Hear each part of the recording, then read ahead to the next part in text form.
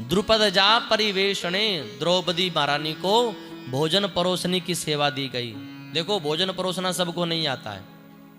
हम लोग बहुत घरों में जाते हैं भोजन करने, तो भोजन जो खिलाना है ना वो सब माताओं को नहीं आता, आप अन्यथा मत लेना।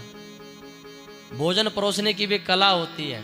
हाँ, कई बार मैंने देखा हम भोजन करने बैठेंगे तो क्या होता है, भोजन एक बार दे दिया, उसके बाद में खड़े रहेंगे, देख रहे हैं कि रोटी खत्म हो गई, पूछेंगे महाराज रोटी लोगे महाराज जी दाल लोगे। ये विधि नहीं है।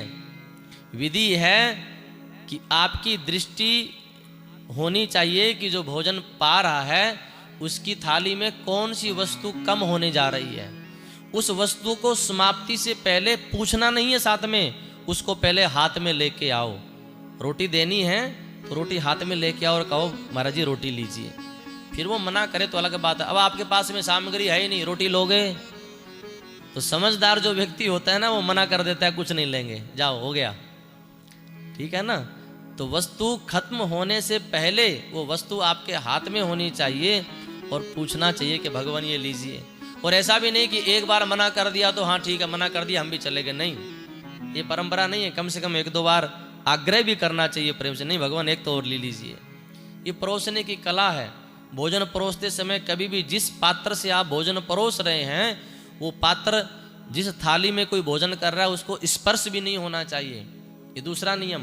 तीसरा नियम, मैंने कई बार लोगों को देखा है भोजन परोस खा रहे हैं संत महापुरुष और महाराज एकदम कबूतर की तरह ऊपर बैठे हैं एकदम से।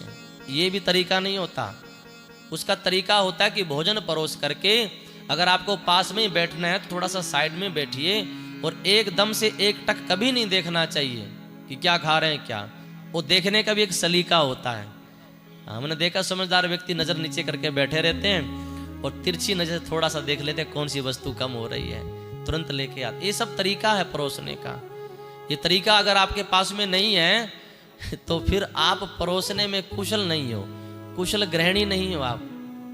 तो ये नहीं कहना चाहिए कि कोई वस्तु खत्म होगी महाराज ये लाऊं, ये लोगे, ये लाऊं तो ये उचित नहीं होता। तो द्रुपद जा परिवेश ने द्रौपदी को भोजन परोसने में लगाया गया। बड़ी कुशल थी वो खिलाने में महाराज।